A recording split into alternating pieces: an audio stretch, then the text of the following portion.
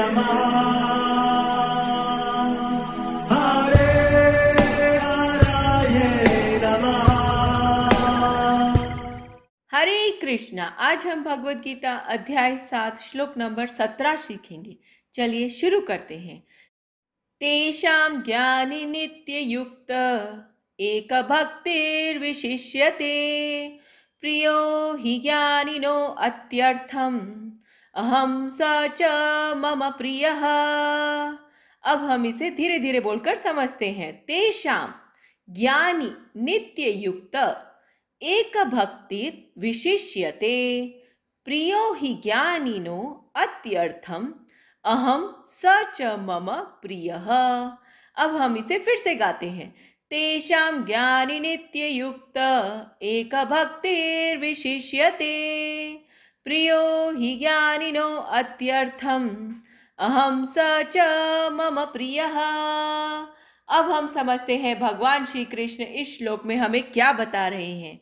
इनमें से जो परम ज्ञानी है और शुद्ध भक्ति में लगा रहता है वह सर्वश्रेष्ठ है, क्योंकि मैं उसे अत्यंत प्रिय हूँ और वह मुझे प्रिय है। हरे कृष्णा। चलिए अब हम प्रभु जी से इस श्लोक के बारे में और अच्छे से समझते हैं। हरे कृष्णा। तो पिछले श्लोक में भगवान श्री कृष्ण ने बताया कि 4 तरह के पुण्य आत्माएं होती है जो भगवान श्री कृष्ण की शरण लेते हैं। तो पहला बताया आर्त। आर्त का मतलब जिसके जीवन में बहुत दुख है और दुख की वजह से दुख को दूर करने की इच्छा से भगवान श्री कृष्ण की भक्ति करता है।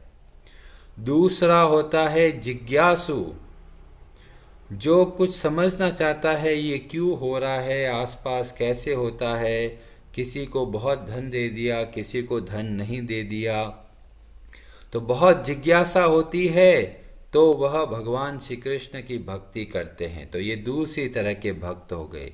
तीसरे अर्थी, अर्थार्थी मतलब जिसको कुछ पाने की इच्छा है, किसी को बिजनेस में फ़ायदा मिले या परिवार में सुख संपत्ति आए या मनोकामना पूरी हो, इस उद्देश्य से भगवान श्री कृष्ण की भक्ति करते हैं, तो वह कहलाते हैं अर्थार्थी।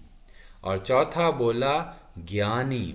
ज्ञानी वह है जो सब कुछ सोच विचार कर शास्त्रों के आधार पर और सब तरह का बातें समझ कर फिर पूर्ण रूप से भगवान श्री कृष्ण की भक्ति करता है, तो वह ज्ञानी कहलाया।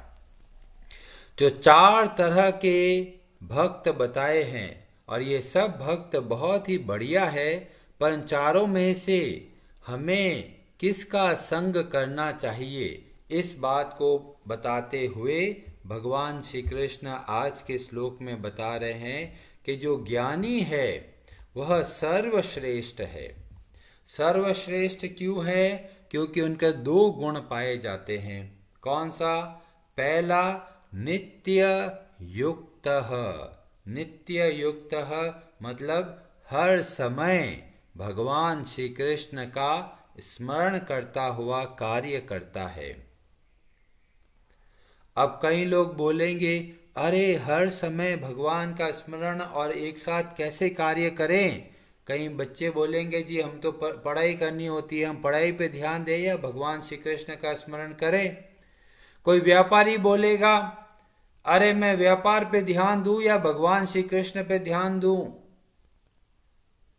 तो कई लोगों को लगेगा नित्य युक्त बहुत कठिन है, और भगवान तो बार बार बोलते हैं। भगवान बोलते हैं मन मना भव, निरंतर मन को मुझ में लगाओ। तस्मात् सर्वेषु कालेषु माम अनुस्मर युध्य च। तो भगवान दोनों बातें साथ में बोलते हैं। भगवान का स्मरण भी करना है और अर्जुन को बोल रहे हैं युद्ध भी करना है। मतलब भगवान का स्मरण करते हुए हमें अपना सांसारिक दायित्व निभाना है। तो जब व्यापार करते हैं तो क्या करें? तो व्यापार जब आप आरंभ करते हो तो पहले भगवान को स्मरण करके आप आरंभ कीजिए, फिर आप उस व्यापार को अच्छे से कीजिए। कैसे करना है? भगवान की सेवा समझ के, और जब कार्य पूरा हो जाए तो भगवान को अर्पण करना है। तो इस तरह से शुरू में, मध्य में और अंत में जब हम भगवान का स्मरण करके कार्य करते हैं तो वह नित्य युक्त कहलाता है। विद्यार्थी जो पढ़ाई कर रहे हैं वह भी ऐसा कर सकते हैं। जैसे वो 8 बजे पढ़ाई करना चाहते हैं तो 8 बजे पहले भगवान श्री कृष्ण को स्मरण किया, एक बार हरे कृष्णा महामंत्र का जप किया और फिर आप अच्छे से पढ़ाई कीजिए। 45 मिनट 45 मिनट्स तक पढ़ाई कीजिए, फिर 5 मिनट का ब्रेक लीजिए, एक माला कीजिए भगवान का और फिर वापस आप अपनी पढ़ाई कर सकते हैं। इस तरह से पढ़ाई करेंगे तो हमें बहुत अच्छे से समझ में आएगा। बहुत सारे लोग सोचते हैं 6 घंटे 7 घंटे 8 घंटे एक साथ पढ़ाई कर लेते हैं, तो कहते हैं ऐसे हमारे दिमाग में समझ में कम आता है। जो 1 घंटे में पढ़ लेते हैं उतना ज्ञान 2 घंटे में 2 घंटे के हिसाब से नहीं मिलता। क्यों? मन व्याकुल होने लगता है, मन चंचल होने लगता है। इसलिए 45 मिनट की पढ़ाई करी, 5 मिनट का भगवान का स्मरण किया, एक माला जप किया, 10 मिनट हो गए, फिर वापस 45 मिनट की पढ़ाई कर लो। तो इस तरह से आप बहुत अच्छे तरीके से पढ़ाई भी कर सकते हैं और भगवान का स्मरण भी कर सकते हैं। कई लोग तो ऐसे होते हैं सुबह सुबह जप कर लिया, बस माला को हाथ नहीं लगाना है, बस मैंने माला खत्म कर दी है, अब मैं माला भगवान का स्मरण नहीं करूंगा। पर जब हम यहाँ पर देखते हैं तो हमें पता चलता है नित्य युक्त निरंतर हर कार्य को भगवान की सेवा समझ के करना है। कोई भी कार्य लीजिए, छोटे से छोटा बड़े से बड़ा, इस तरह से आप कार्य करेंगे तो नित्य युक्त बन सकते हैं। दूसरा जो खास बात बताया, एक भक्तिर विशिष्यते, एक भक्ति जिसको भगवान श्री कृष्ण आगे अनन्य भक्ति बोलते हैं कि केवल एक भगवान श्री कृष्ण का आश्रय लेना। इस तरह से जब भक्ति करते हैं नित्य युक्त एक भक्ति, तो ऐसे जो ज्ञानी होते हैं वे भगवान को बहुत प्रिय होते हैं। तो कई लोग बोलेंगे अरे भगवान तो भेदभाव करते हैं, जो भगवान का स्मरण करता है वो भगवान को प्रिय बन गया, जो स्मरण नहीं करता तो क्या भगवान उनसे द्वेष करते हैं? नहीं। क्यों? क्योंकि भगवान ने 4थे अध्याय में एक नियम बताया था। श्लोक नंबर 11 में बोला था, ये यथा माम प्रपद्यन्ते तांस्तथैव भजाम्यहम्। जो जिस भाव से मेरी शरण ग्रहण करता है मैं भी उसको उसी तरह से स्वीकार करता हूं। तब ज्ञानी बहुत प्रेम से भगवान का भजन करते हैं। तो जितना प्रेम से ज्ञानी भगवान का भजन करते हैं, भगवान कहते हैं मैं भी उतने ही प्रेम से उसको स्वीकार करता हूं। पर उतना ही का मतलब यह नहीं है कि जो ज्ञानी है उसने 1 रुपये का काम किया तो भगवान कहेंगे मैं 1 रुपये का काम दूंगा। नहीं, जब हम 1 रुपये की मेहनत करते हैं तो भगवान के अनुसार जो 1 रुपया होता है, जो बहुत बड़ा होता है, वह भगवान देते हैं।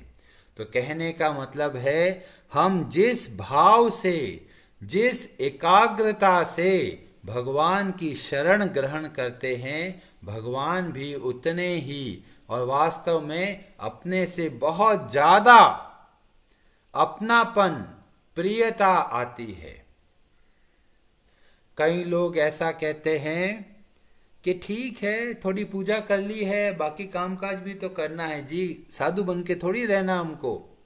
तो जो जितना भक्ति में संतुष्ट रहता है कि जी बहुत है जी, 2 माला कर लेते हैं, अब उससे ज्यादा जरूरत नहीं है मेरे को। तो कोई ऐसा सोचते हैं, मतलब अभी उनको भगवान की भक्ति में आनंद नहीं आता, रुचि नहीं आती, इसलिए भगवान के कार्य में बहुत संतुष्ट रहते हैं। पर जब हम भक्तों के द्वारा पता करते हैं तो हमें पता चलता है भगवान के भक्त कितने आतुर होते हैं भगवान की सेवा करने के लिए। राम काज करिबे को आतुर, आतुर का मतलब बहुत बहुत उत्साह है भगवान के लिए, भगवान के कार्य करने के लिए। भगवान के नाम का जप करना, लो जी बहुत बढ़िया, बहुत अच्छे तरीके से भगवान का नाम का जप करेंगे। भगवान की कथा सुननी, हाँ जी बहुत अच्छे से भगवान की कथा, और बताइए।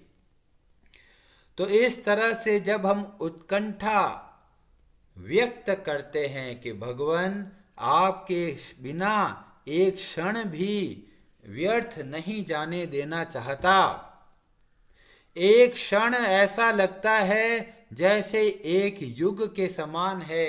जब ऐसी तीव्र इच्छा होती है भगवान की भक्ति की तो भगवान विलंब नहीं करते। विलंब कहाँ है? विलंब है हमारे अपने भाव में। हम ही ढीला ढीला काम करते, करेंगे करेंगे, अरे 4 माला कर रहे हैं ना, बस बहुत है, थोड़ा अभी तो उम्र पड़ी है जी, कहाँ अभी भागा दौड़ी कर रहे हैं, अभी क्यों 16 माला करना।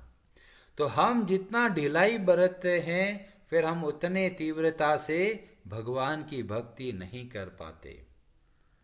और एक भक्ति का होना बहुत आवश्यक है।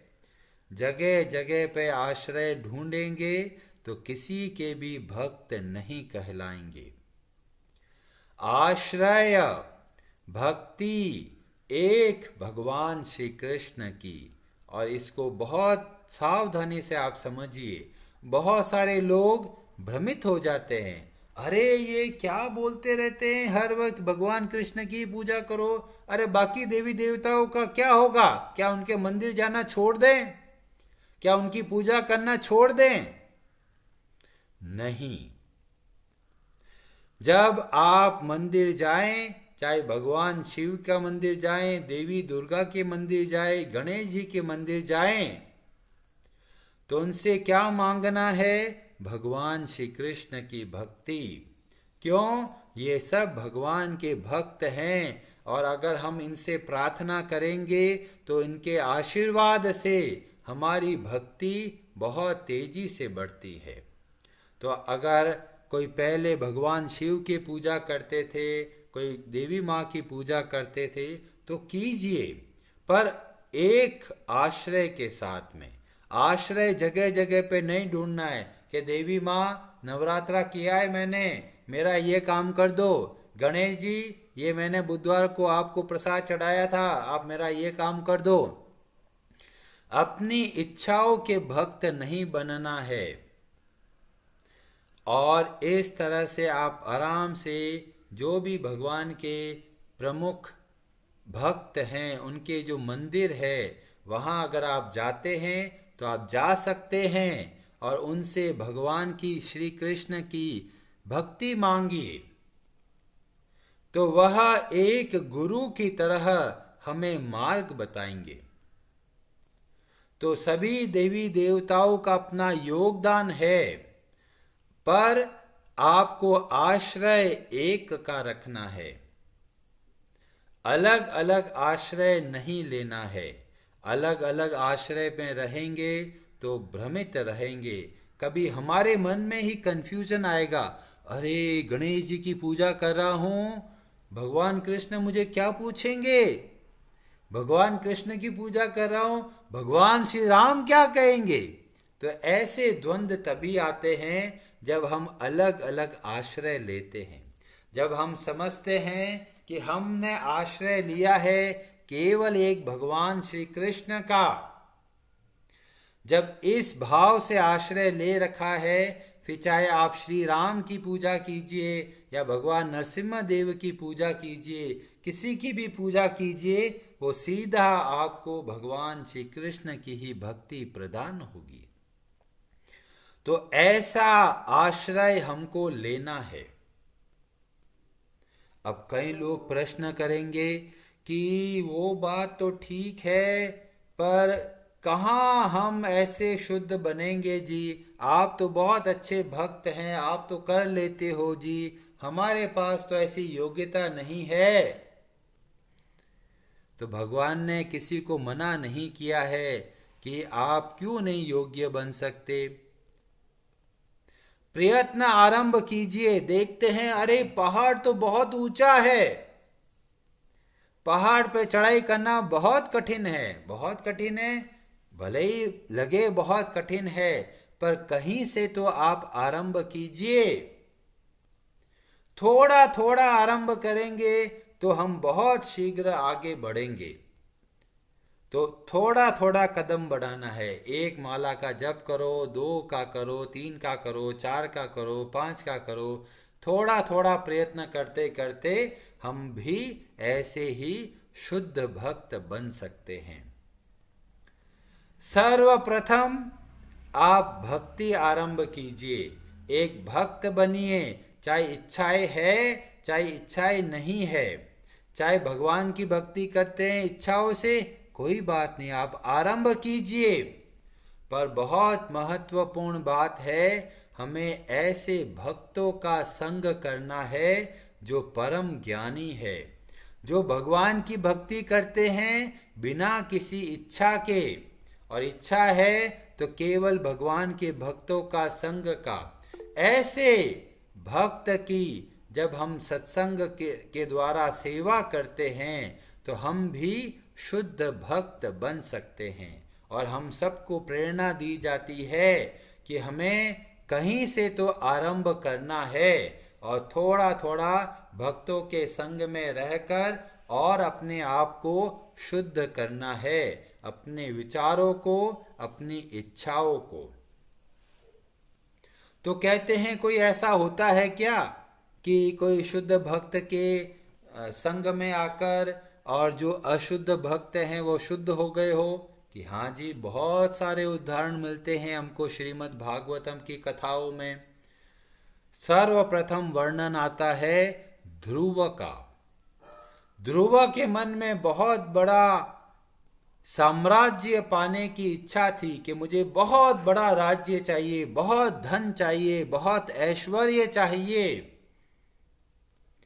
इस इच्छा से भगवान श्री कृष्ण की भक्ति की इच्छा उत्पन्न हुई और उनको संग मिला देव ऋषि नारद का, जो बहुत बड़े भगवान के शुद्ध भक्त हैं, और उनके संग में आकर वह बहुत बड़े शुद्ध भक्त बने।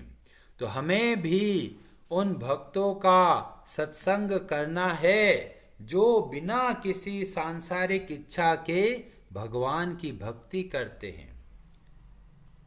तो कई लोग बोलेंगे अरे बाकी 3 लोग हैं, उसमें क्या तकलीफ है? कि उसमें एक बहुत बड़ी समस्या है, स्वार्थ पूरा हो जाने के बाद में भक्ति कम हो जाती है।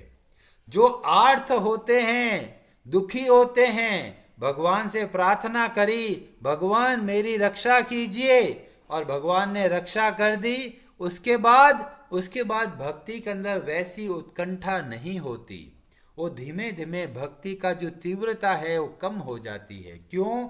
जब भी स्वार्थ आ जाता है तो स्वार्थ पूरा हो जाए तो भगवान को टाटा बाय बाय, हमारी तब सब कुछ बढ़िया हो गया है, बस भगवान बहुत कृपा है, अब बहुत बिजी है, अब बाद में भक्ति करेंगे। तो ऐसे स्वार्थ की जब भक्ति करते हैं तो ऐसे भक्तों के संग से हमें ज्यादा लाभ नहीं मिल पाता। पर जो भक्त बिना किसी सांसारिक इच्छा के भगवान की हर रोज नियम से प्रेम पूर्वक श्रद्धा पूर्वक भक्ति करते हैं, ऐसे भक्तों का संग अगर मिलता है तो बहुत जल्दी हमारे विचार भी शुद्ध होने लगते हैं। तो कई बार सोचेंगे अरे तो क्या ये बाकी भक्त कुछ काम के नहीं है? तो भगवान इसका उत्तर हमें अगले श्लोक में देते हैं, जिसका हम लोग चर्चा कल करेंगे। हरे कृष्णा जी। हरे हराये नमः।